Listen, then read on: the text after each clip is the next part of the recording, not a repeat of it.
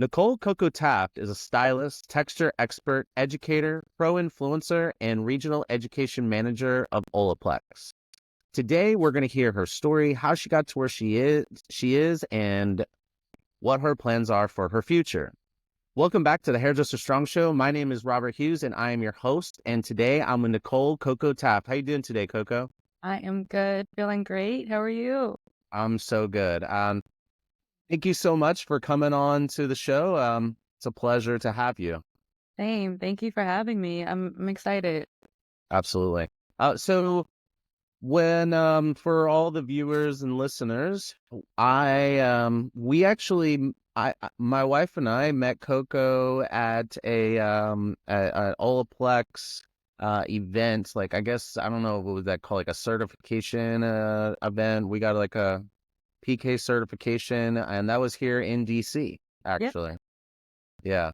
And then we saw each other again at Beauty Gives Back, and I heard your speech, and I heard your story, and I loved it, and I thought it would be inspirational and motivational for our viewers and listeners. So thank you so much for agreeing to come on and share. Yes. Thank you for having me again. I'm really excited. Yeah, I remember now, seeing you at the PK class. I'm like, this is not the first time we've met, right? Yeah, yeah, that was cool. That doesn't happen. I mean, that kind of stuff where I see someone in our area doing like a smaller class, and then I see them on stage in front of like what, 400 or 500 people, whatever it was.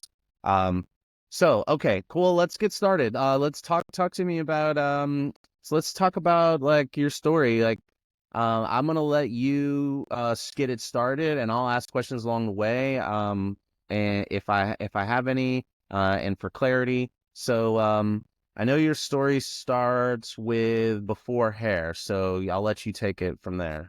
Yeah, so my story is really an organic one. I think it's a story that resonate with a lot of people in the industry. I got my hair start very late in the game, but I have always loved hair, loved to be creative since an young age of 14. I have been doing hair in my mother's kitchen, inviting all of my family, my friends. Really had a passion for, cutting hair, doing hair, just learning about just taking care of healthy hair. But at the time, my mother was very adamant about me going to college. So, and I definitely want to give her her dreams of me going to school. So, when I graduated from high school, I did get into the one school that I don't remember applying for, but I ended up getting in, and I did 4 years of criminal justice. And it's funny because my path wasn't always to um, just be, a cop. I actually thought I wanted to be a mortician. I thought that I wanted to be a homicide detective, but I realized I had to be a cop, and I'm, very small. Realized that I'm not going to be arresting anyone. So I transitioned into actually wanting to work with people on death row. So people who are wrongfully accused. I'm originally from Boston, Massachusetts, so that's the chapter that I wanted to go ahead and work for. But life got really hectic when I graduated from college. I realized that that chapter was actually closed. So I had to go into like work mode. My first job was actually in as a security officer at a elderly independent home. So I have a question. Sorry. you're fine. Two questions. First question is, um, were there size requirements to being a cop? No, but I know that I'm not Okay. I'm being 5'2", and I'm like, I feel like if someone got pulled over by me and they just started to run, I would let them because like maybe you had a bad day, right? Like maybe you just had a bad day. I'm a bit of an empath, so I would have been like, all right, look, and this is the time they didn't have body cameras, so I think I would have been all right. But Yeah, but for me, I'm just like everyone's bigger than me, so who am I arresting? Like, gotcha. yeah, no, absolutely not. And then you said that chapter was closed. What do you mean by that? So there's different chapters when it comes to the work that I want to do with the Innocence Project, which is Okay. basically work that you're doing to exonerate people who have been or served a long sentence on death row. And basically, most of these people were found guilty at a time where there weren't a lot of forensic evidence and things like that. So over time, they are being exonerated. But at that time, it would have been the Boston chapter that I would have wanted to work for. So there's Gotcha. chapters in like different states and cities, but that would have been the chapter that I worked for. Yeah, Gotcha. Okay. Cool. yeah, All right. Okay. So then you go into doing working security at a retirement home. yeah. So definitely not arresting anyone still, Yeah. but it was very rewarding. Just getting able to like meet everyone, and they were super nice all the time. There were like cookies on like their ledges outside of their like apartments and stuff. And then I realized like over some time, like I could not pay for my degree. And, I was still living at home, working, 8 hours a day. And I was like, okay, something has to change. So I applied to work at a very predominantly like known insurance company. Um, and I got the job the same day. Let me tell you guys, I was late for the job that same day. I didn't know where I was going. I got in, the room was empty. I remember this office being empty, and I'm walking in and I'm like, well, that wasn't a red flag for me at all. I'm like, oh, okay, like it's empty. I sat with the lady. I went back to the room and they were like, okay, when can you start? And, at the time, like what I was making versus like this new job, I would have a stable income. I could be able to pay for this degree that I had begged to like basically have. Um, and then, I started that career in insurance as an injury adjuster. And after 2 years, it was a good job, but I definitely realized like I needed a change of scenery. So I thought if I moved, I would fall in love with my job again. Well, I moved to Georgia with my job, and after a year time or 8 months, I was like, okay, I'm still not happy. And I realized in that office that I kept having these conversations about hair. Right now my hair is pulled back, but typically it's big and curly. And I kept getting these questions about how do you grow your hair? How do you take care of it? And at the time my hair was down my back, very long, straight. And if you would have told me 10 years ago that I would have worn my hair curly, I would have said you're a liar and the truth's not in you, and I don't know what you're talking about. Mm. So, yeah, the conversation kept coming to hair. I remember going downtown with some of my friends and we're driving past Aveda, and I look and I say, I'm gonna go to that school one day. And one of my friends from the front seat, I still remember this very vividly, and I like to share it because, you know, people can tell you anything, but it's like, regardless of what they tell you, if something's for you, it will be for you. So we go past the school. I say, I want to go there. She turns around from the front seat and she's like, you're going to be right here with us, basically at this insurance job, working a 9 to 5. Everybody's angry. Everybody's upset by the end of the day. And I laughed with her because I'm like thinking like, yeah, this is going to be my life. So I called Aveda the first time and I got a lady on the phone. She's like, we don't do part-time classes because that's all I was looking for. I wasn't looking to quit my job. So I was like, okay, well, you don't have part-time classes. Like, this isn't for me. I hung up, right? And then a couple months go by and I'm so unhappy with my job, still. And so I called back a few months later. Weirdly enough, I get the same lady. She's like, well, you're calling me again, so you must be ready this time. Like, I don't know what I'm ready for, but yes, I'll set up a day to like come tour the school. I tour the school, I fall in love. If you've ever been an Aveda alumni, you know the smell of Aveda. It like pulls you in. It's very earthy, very inviting. And I remember her saying, you have a 4-year degree. I don't know financially what we can possibly do for you.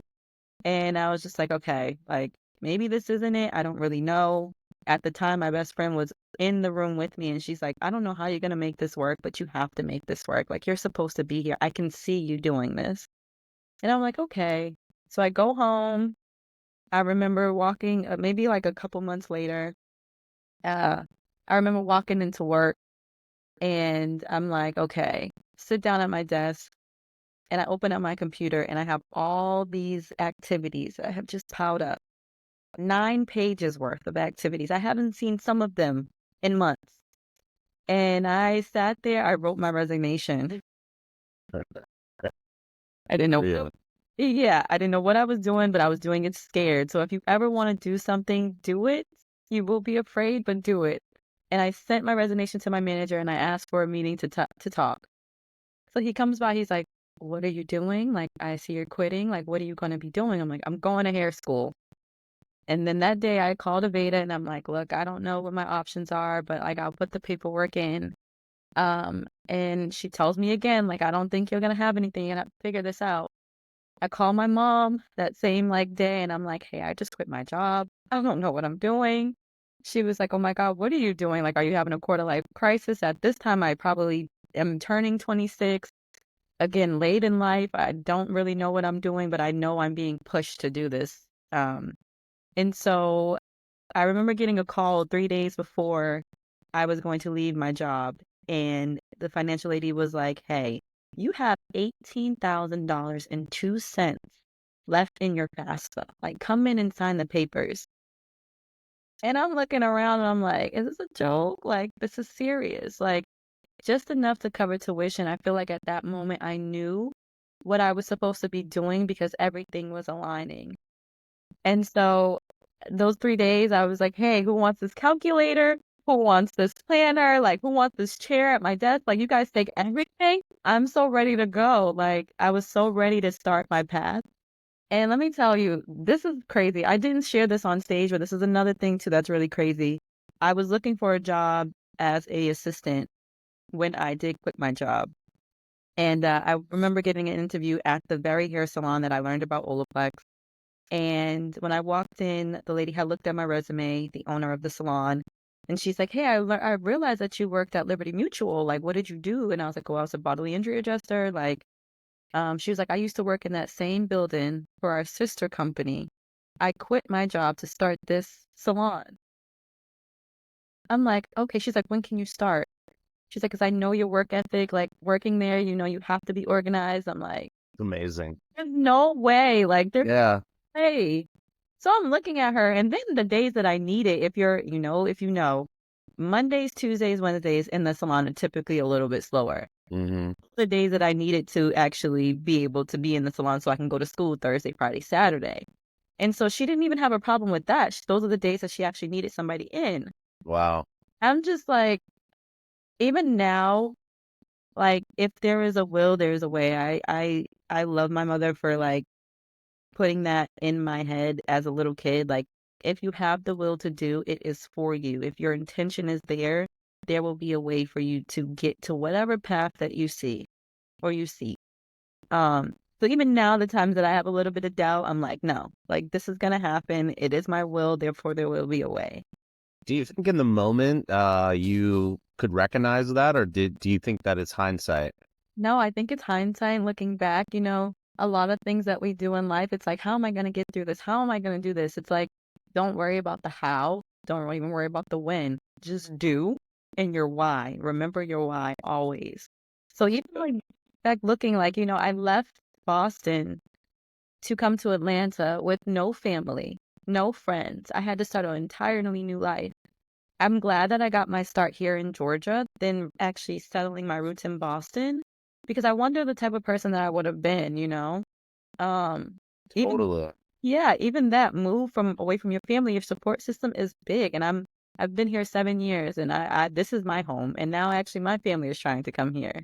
So it's nice, Awesome. like everything happens for a reason. So can we talk about that for just a quick second? What if there's to any of the people listening or watching that are maybe in the midst of a change, or I'm specifically thinking of students getting out of school and going into like looking for somewhere that's going to help them grow into the stylist or beautypreneur or whatever that they want to be. um what would you say to them when they're having this angst, their concern? Like some of the concerns of these young stylists are, I don't want to end up in a salon like I hear all the scary stories on social media, or I don't know if like I really want to work for somebody else, and like I don't know if like I like their brand because I have my own brand. And it's like they don't, it seems like, and maybe you have a different perspective, which I'd also be interested in hearing. It seems like they want to um it's like they want to accomplish things, they want to accomplish their goals, but they don't necessarily want to submit to someone else's vision or brand, and so like that's kind of causing a lot of challenges. I mean, there's probably other things that I might not even be aware of, but that's one of the things causing challenges for people to, they're fearful of like losing themselves or losing their own identity or yeah. Anyway, sorry. Go ahead. Yeah, You're do you have anything on that? no, and I can even say, that is a very, um, it is very much a thing to be concerned about, right? Everybody wants to be their individual selves. I think the best thing you can do for yourself coming out of cosmetology school is to get under somebody. Learn the business so that you can, have your own business, but you're learning communication skills. You're learning how to deal with conflict because it's going to happen. You're learning, also you get education when you are stepping into salons.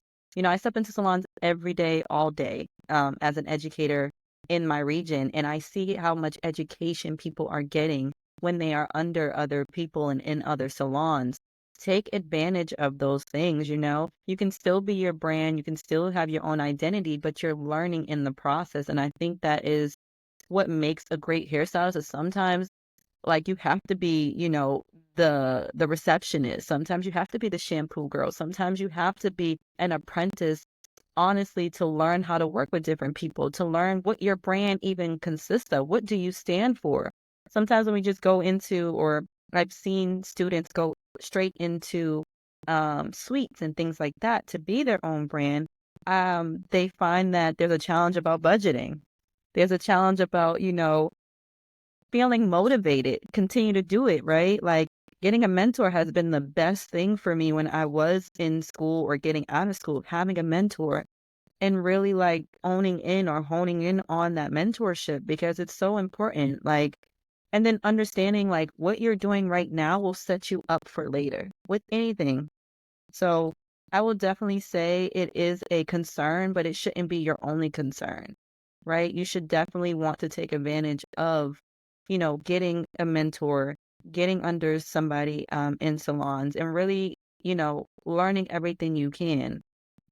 You know what's interesting is, and I don't want to get too far off track because I want to hear your story, the rest of your story. But like, what's interesting, that I'm thinking about as you're saying all this stuff is like, um, I would be more afraid of not having the skills and knowledge I need to be successful running my own business, than I would being scared of losing myself by stepping 2 feet on the bus, like someone that we know, Diana Varvaro, the director of the Paul Misher School in New York City. She likes to say that a lot, and it's like you don't need to keep 1 foot off the bus to maintain your identity, and I think you said it already. Like you said, you know your why and just do like that those two things don't have to be the same thing. Your why and what you're doing might be getting you to a point in your why, and so I don't know, that my fear is much more that I will fail than that I will lose a year or two learning under someone and not being able to grow and lay my groundwork for myself. But also like am a big like side hustle person. So I'll be building my own thing on the side while I'm going to classes and building my clientele and learning. So I think the whole concept of fear, like, I don't know, maybe people can shift their fears. It's like if you're afraid of this part, well, what else? Are you afraid of these other things? Like, what is the awareness there? Anyway, I don't know if you have anything to say on that before we move forward, but I You thought that wanted to share. can't feel on purpose. You're always going to be you, but what is it to be a better you, right? And in this industry, you need connection. Like you have to. Like it's the one thing that keeps us going is like making sure there's newness, making sure that you have a support system, like making sure like, that you're making sure you're motivated. So I agree with you 100%. Like definitely want to make sure that those things are in line. Um, can't do it alone. Like you can't. I don't care Yeah. where. Can't do it alone.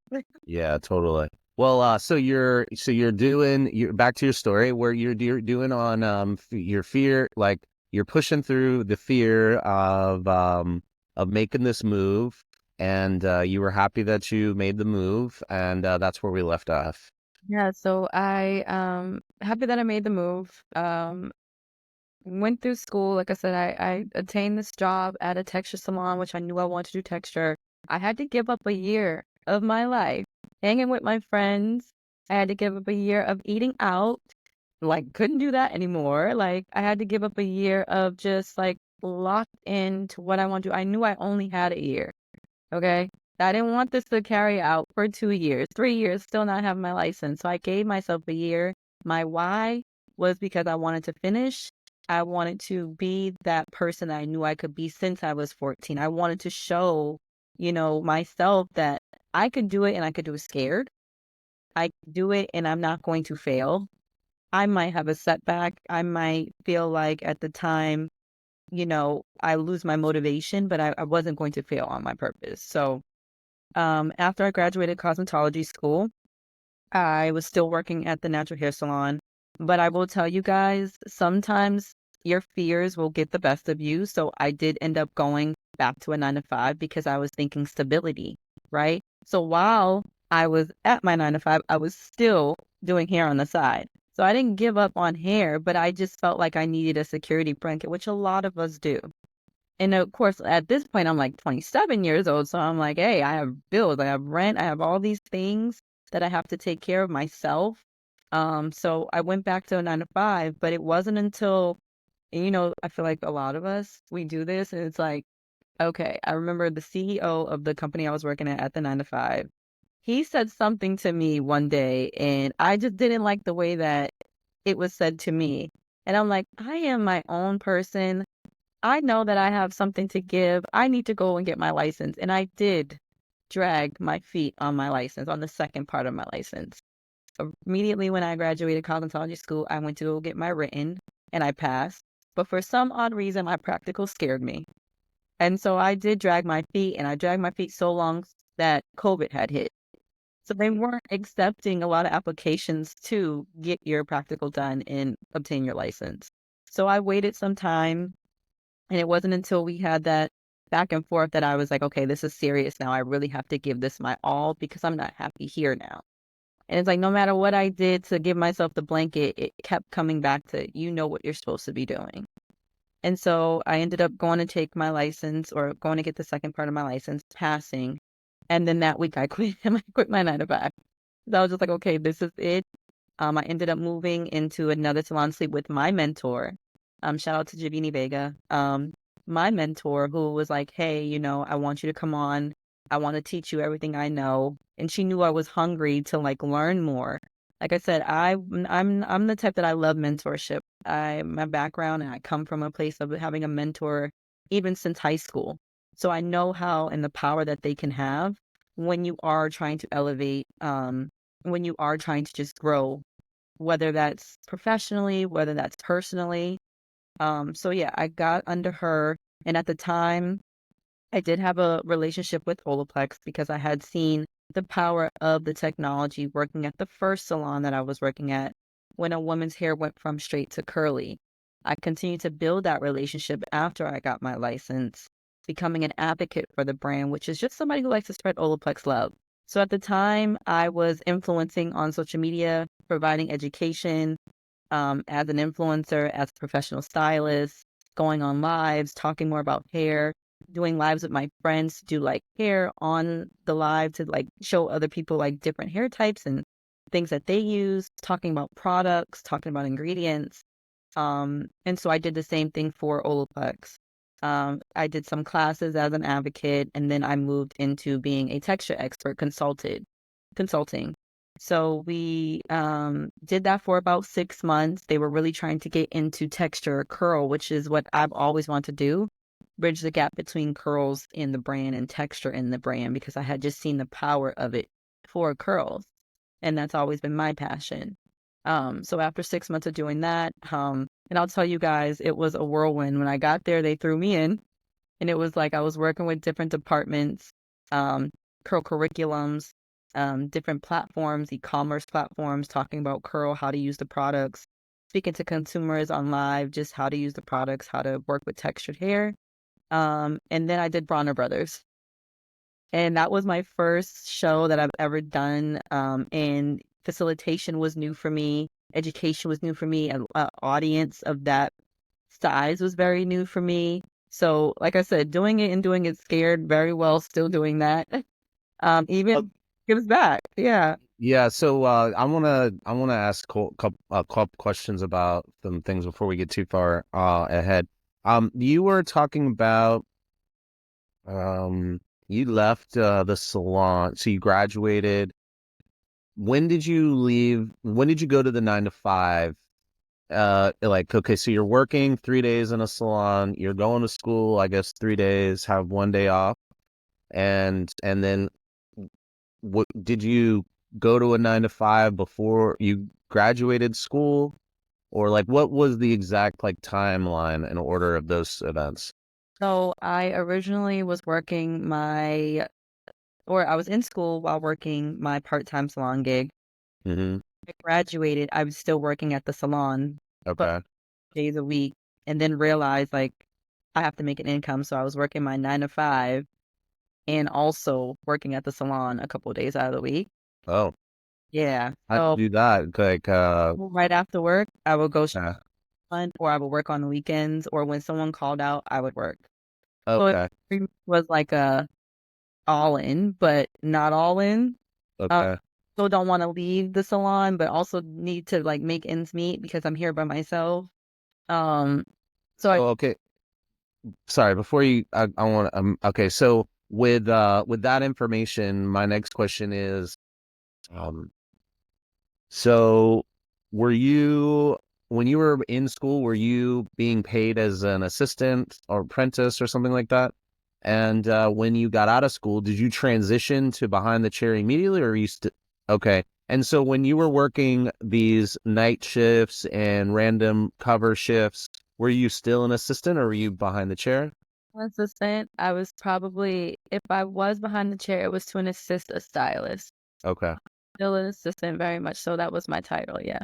Okay. And then so the what you were getting paid as an assistant wasn't enough to sustain you. And so like what was your opportunity to move behind the floor? Like what were you weighing? What decisions were you weighing when you decided to like it sounds because correct first before you answer that, correct me if I'm wrong. It sounds like at some point you quit working at the salon and just work 9 to 5. Is that correct or no? Also, I was working both, but I Okay. quit that salon because I wanted more mentorship. So I noticed at the salon that I was at, after I obtained my license and I was still working the 9 to 5 in the salon, I realized at the salon that I was at, I wasn't going to be able to have a one-on-one with somebody who really could teach me. I realized that there wasn't also a lot of education that I would get from the salon that I was working at.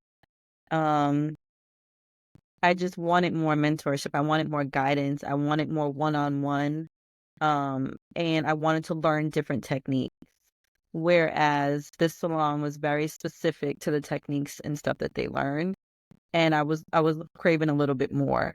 Um, And you were craving to broaden or well, I guess or in terms of a question, broaden or um like what I'm trying to understand is the psychology of the person who graduates school, is still an assistant and wants to go from assistant to behind the chair. And because there's a whole psychology, there's a whole senioritis, especially with like students graduating once they've graduated. And so I want to know what role that, if any, played in your thinking. Yeah. yeah, I definitely knew that I had dragged my feet already getting my license. So I did not want to drag my feet becoming a stylist and actually getting behind the chair. Okay. I would have at this first salon been able to hop behind the chair, but it would have been hopping hands off, right? I was craving someone to be able to like, hey, let me teach you things. Ah. Look in, let me, show you and guide you. I was looking for that. Oh, so you could get on the floor, but you would be you would go from assistant to on the floor, like Oh, no support or anything like that. No trans. Okay, I got it. So between the money and the let's call it the process of transitioning, and maybe the training that you were getting access to, all those things kind of played into this like need, want, desire to go into this other space. And you said it was a salon suite with one other person mentoring you. Is that what you said? it was at the time. So I would go to my 9 to 5. And then at the time, she was still kind of like training me and mentoring me. So I would go on the weekends. She You would, get paid? Sorry. yeah, I would get Okay. paid, Okay. Sorry. Go ahead. but I would only get paid for the time I was there. And I was still getting paid as an assistant during this training time. Okay. So she would invite models, in, and then she would teach me things. And the great thing about her clients too, and the clients that we had, they were very open. So even the atmosphere of the salon was just a little bit different, or the suite was just a little bit different. So all these things were just so inviting that I needed for myself. Gotcha. Okay. Transition from a big salon that's well known to like a very small, intimate space where I could have that one-on-one. Yeah, that's amazing. I was telling you I was in a conversation earlier before I got on the phone talking about education and um and I'm reading all this research that this company put together and it was Pivot Point for anybody wondering. And and shout out to Steve Reese. He's the person that I was talking to. Um but anyway, what I was thinking was that it sounds like if you ask younger folk what they want, it's like if you synthesize some of it in this context, not all the other. There's so many different things that we could talk about. That's a big conversation, but like specifically education and training and craft development specifically. It sounds like one-on-one education is really what people want. And even if they're not saying it, it sounds like when you boil it down, or maybe like a group of two or three. I can't imagine. Maybe four might be too many. I don't know. Um, so it sounds like you are getting that, and what I'm seeing, I think that's really interesting and really a great opportunity for somebody. And I think so too, like as hairdressers, I know I overthink a lot. So when it's just a smaller, intimate, I can ask all the questions I have. Some people are not very like extroverted, right? And then learning in this business, like you learn everything at school to pass. But when you get behind the chair, it's totally different, like as far as techniques. And there's so many different things that you can grasp. So having somebody there in that intimate one-on-one is like it's needed and it's necessary. I don't know. I enjoyed it having that one-on-one. Yeah, that sounds amazing. So, okay, so you're working one-on-one with somebody as an assistant.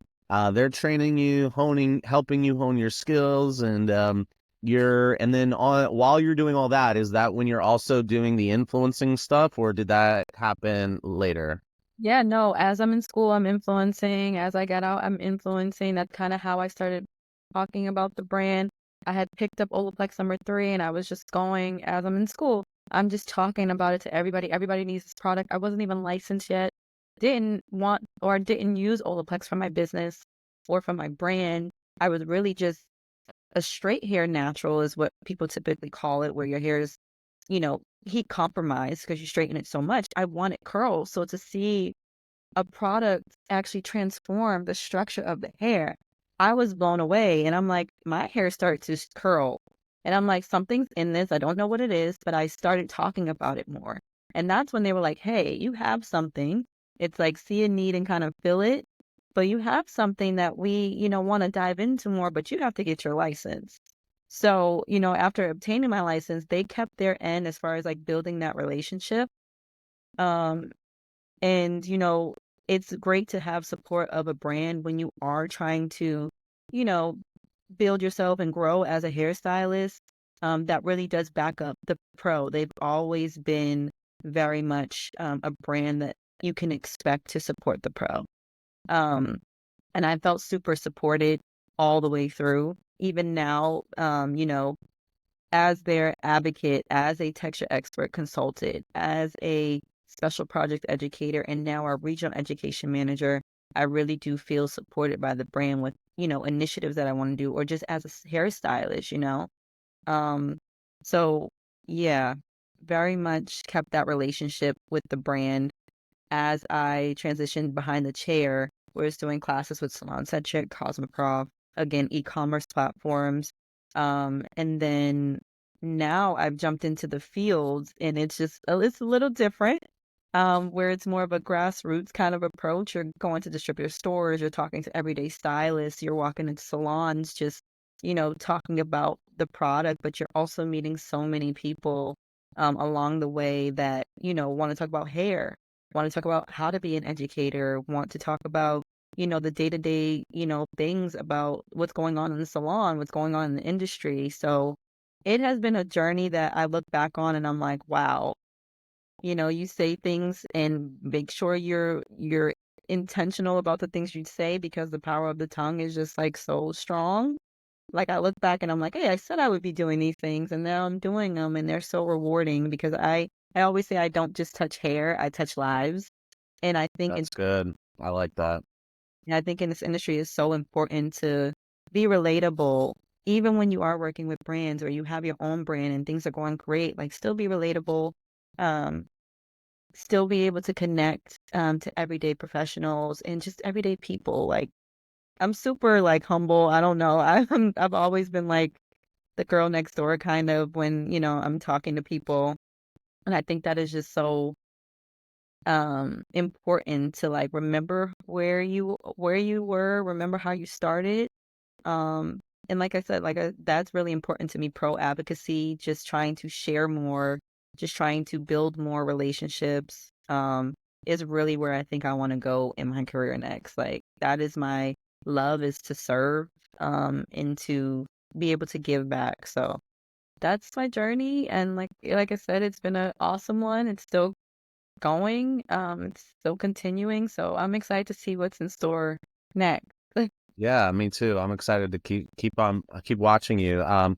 So I real quick, how when you went onto the floor, were you in sharing a suite with your mentor? Did you get your own suite? Oh, absolutely not. And I'm not someone who thinks I want to have like my own business or like my own. So no, I was definitely sitting side by side with her within my own chair, working under her. Yeah. And what is that structure like? Are you sharing rent, keep it, and or are you getting a commission? And so I was an employee of hers. Yeah, it was. Cool. I like that. So I don't hear many stories like this, and I think it's because a lot of suite owners. I mean, I'd be curious to know how many people in suites have assistants that they're paying as an employee. I mean, it's one thing to have people come in and like kind of shadow and train under you, and you're not paying them, and they're there because it's a mutually beneficial change. But to have something sustainable, I would assume you'd have to pay the person if you want them to keep coming back over and over again. That's a really interesting. I would really like to know how many our people are in that position, because if that's a space that we could grow, that creates another outlet for students to hone their skills. So I think that's really interesting. And so are you still in the suite with your mentor? Yeah, so I actually do pop-ups there. And then like if she needs anything, like help, like I think the biggest thing about why I went with her instead of staying at a, big salon was because one, the culture in the salon. So the salon's name is Culture Studios. It's in Norcross, Georgia. But also the type of employees that she's cultivated. She has employees now. She has three under her, same, concept. And I think, like I said, it's the biggest thing is the mentorship that you get, right? The fact that she's so open to like questions. I think for a long time, um, in this industry, you might have found like back in the day, like people were gatekeeping or scared to like tell you their secrets and things like that. But I just think that that she was so open to like sharing and educating, and she really took on that role as being an educator even in her own space, and it was very inviting. So I think that like it's definitely a thing that, like I said, get a mentor, and I feel like you'll find spaces like that.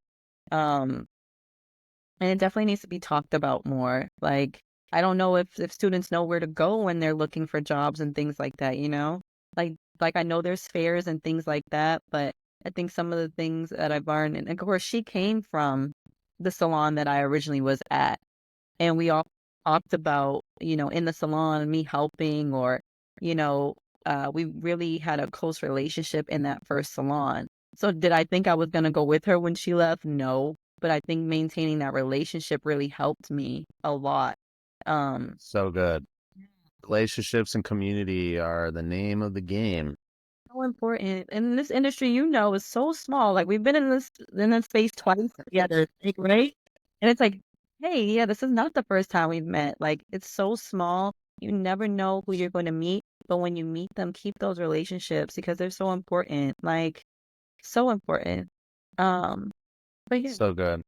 Well, thank you so much for sharing your story. And just to wrap up, is there any pieces of advice? I'm thinking of two individuals. One individual is going through this transitional process or thinking about it, and then the other is a person at various stages of their career who maybe want to get involved bet more with influencing or opening up another channel for their brand or revenue or whatever. So maybe if you have any last pieces of advice for those two groups of people, or just pick one, up to you. Yeah, no, for the person that is transitioning, I would definitely say transition with the purpose. Okay. I know we talked about one of my favorite books. It's called Who Moved My Cheese? And it's about being proactive rather than reactive. Like, don't let life happen to you. Create the life that you want to live.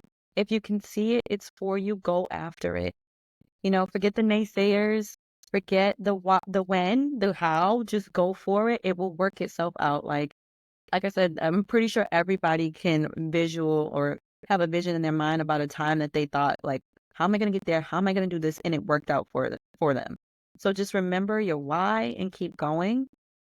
It's not going to be easy. There are going to be challenges along the way, but keep going no matter what. I think Beauty Gives Back. I had two women sit with me in tears who had just basically left everything that they knew behind to start a career in beauty and just start something new. The best thing is that you start it. It doesn't matter when you start. You start it and there will be lots of opportunity. Um, so that would be what I would tell for the person that's transitioning. Just keep going. You are where you want to be, or if you're not, you will get there. Um, and then for the person that wants to influence, that wants to, you know, go after something social media wise, be yourself. Be your authentic self because people will love that and be relatable. So I think a lot of my influence came from understanding that people were looking one for answers to their hair questions that actually work. People were looking for hot tips that don't take long. And then also people were looking for something that was relatable. So whether I was talking to a consumer or a professional stylist, they were looking for something that they could relate to. Whether they wanted to laugh about it, whether they wanted to complain about it, whether they wanted to incorporate it in their business or their, daily life, they were looking for something that they could relate to. So be your authentic self. Everything is not going to be great all the time. So share those lows too. Like, it's okay, you know? Because I think we're going through transition all the time. We're going through highs and lows, ebbs and flows all the time. So definitely share both of them. You're gonna find that somebody's gonna resonate with you, and it also helps to build community. So yeah, those would be the two things I give to those people. And regardless of what, you cannot fail on purpose. Don't let that one go over your head. But you cannot fail on purpose. So yes, be purposeful in everything that you do. That's amazing. One final question before we sign off. What do you attribute to your, you have a very philosophical vibe. What do you attribute to that? Just a lot of reading, parents, I'm very curious because I like talking to you and I like talking to people who have these kind of like bigger philosophies than what's right in front of me. Think life has been my greatest teacher, the way that I've grown up, but really life and just being reflective of your life. Like, I do think and sit down sometimes and just reflect on everything that's going on in my life, past, present, future self. But that has been the biggest thing to really reflect on your life. And I love one of the women that was, I think it was Olivia, that she was talking about at Beauty Gives Back, having an audit of your life. I think my audit is reflective, but she was saying it like really write it out, what you love, what you hate, but really like my audit of my life is to reflect. But yes, upbringing, having an audit and reflecting over my life has been what has driven me and just continuing to know my why. Like that is it. Like I think I look back and I talk to my friends too, and they're like, "You're literally living in your purpose." And I feel that every day. I It's feel amazing. doesn't feel like a job, but I do feel it every day that I'm literally living in my purpose, no matter who I'm talking to. My people are my people, and yeah, I love my life because I went after it, and I'm able to just really carry out the vision for my life, even when it gets hard. Like remembering the why and still having a passion for it. So, yeah. Love that. Well, thank you so much for coming on the show and having this conversation with me. It was a pleasure, and I liked all our little like side conversations along the way. So I feel like people are gonna really get some sort of education, information, motivation. So thank you so much for sharing. Yeah, thank you so much for having me, Robert. I really appreciate it. Thank you so much. Absolutely. All right, take care.